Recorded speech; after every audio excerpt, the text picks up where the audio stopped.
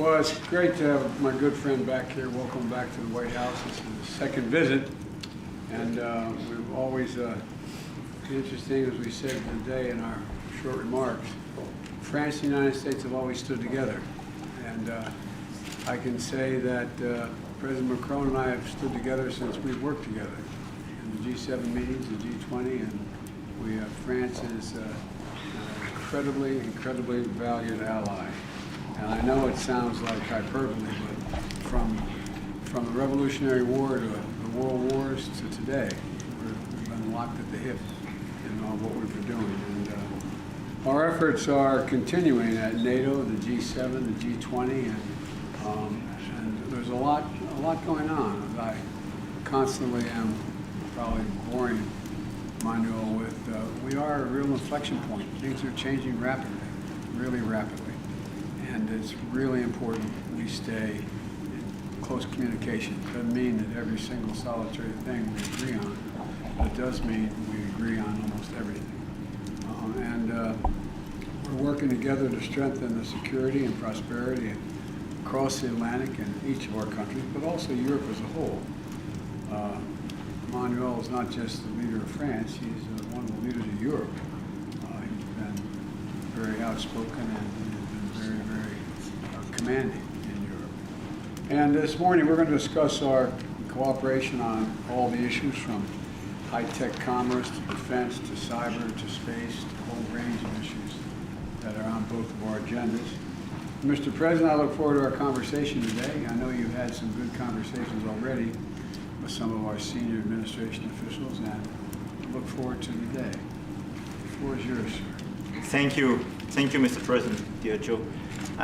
Let me first say that I'm extremely happy and honored to be here for the first state visit of your administration, and this is, for me, the best evidence of this indeed very long-term friendship and partnership. And this is exactly the basis of our relation.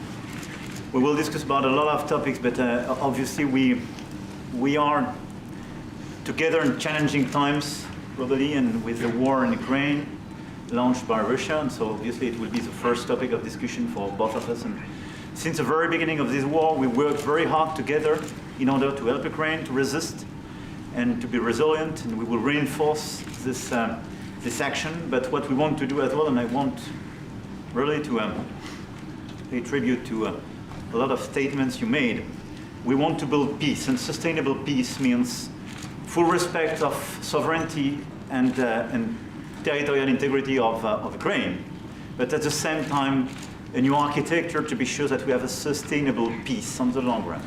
And we are very much committed on this issue. We will discuss about as well energy, economy, space, nuclear, and I spoke about this synchronization, and I think this is extremely important precisely to have close coordination between us on these different issues, because we want to fix the direct and indirect consequences of the war on our economies and our people.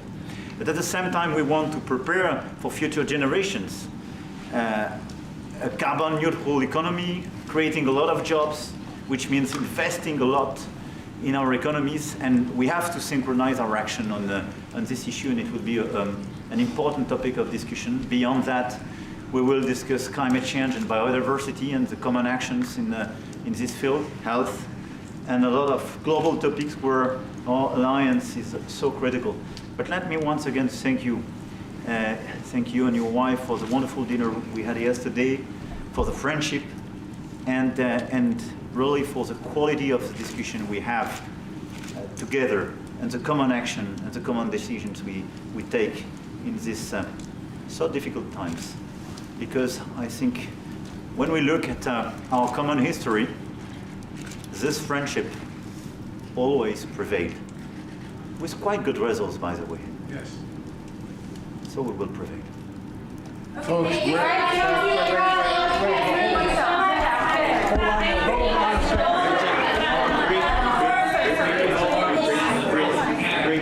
you know we are going to do a press conference, so we'll answer your questions at the press conference, and that's going to be shortly.